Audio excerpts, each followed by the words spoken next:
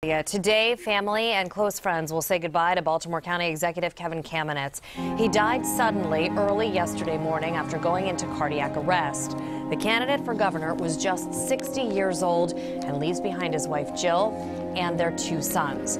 WJZ has a team of reporters covering the funeral today. We begin with WJZ investigator Mike Helgren, who's live at the Baltimore Hebrew congregation with more on the service. Mike? Jessica, we just saw the hearse roll by. They're expecting more than 1,000 people. Police have blocked off Park Heights here behind me. The funeral starts here at 2 o'clock today. When I took office in 2010, 80% of our schools were more than 40 years old. 1 week ago, Baltimore County's executive Kevin Kamenetz was in his element, speaking before cameras at the groundbreaking of a new Dundalk Elementary.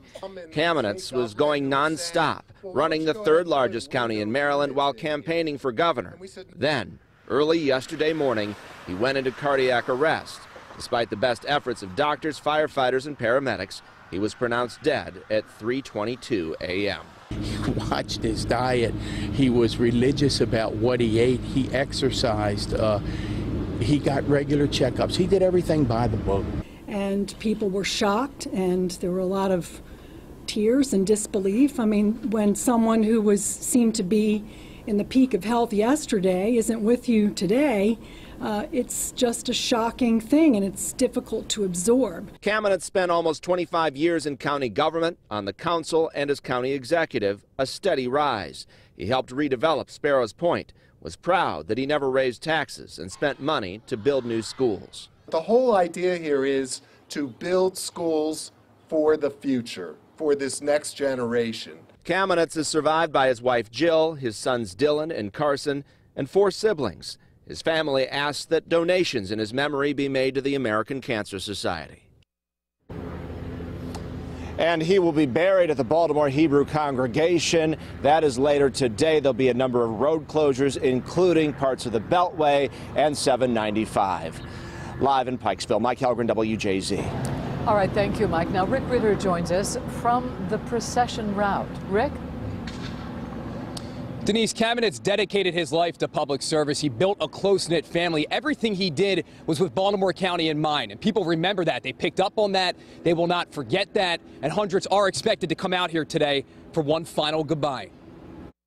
Hours later, the news is still tough to fathom. Baltimore County's top leader gone just as he's reaching the highlight of his political career. It came across the screen, and I actually backed it up because I wasn't sure what I was seeing. His death rattling the entire area from Owings Mills. It was just a shock. It was a shock to see. Those who Kamenetz served left stunned. I just thought of the grief the family's going through. Across the entire state, people are paying their respects to a county executive who often showed compassion.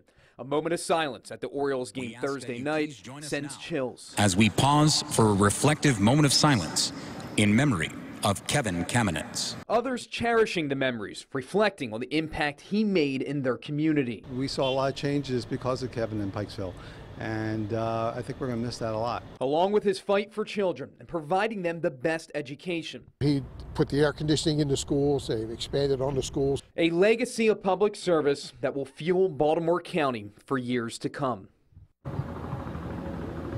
And again, we talk about some of his accomplishments, renovating the aging schools, revitalizing the downtown Towson area. Hundreds are expected to line this procession today, and we will be speaking with them throughout the day. Denise, Jess. All right, Rick, thank you.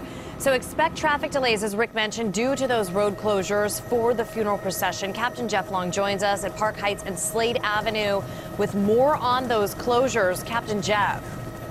Well, you can see part of the motorcade already lined up out in front of Baltimore Hebrew congregation on the sidewalk of Park, or in front of the sidewalk on Park Heights Avenue. Now, this is the only closure we have right now. Is Park Heights in both directions is closed.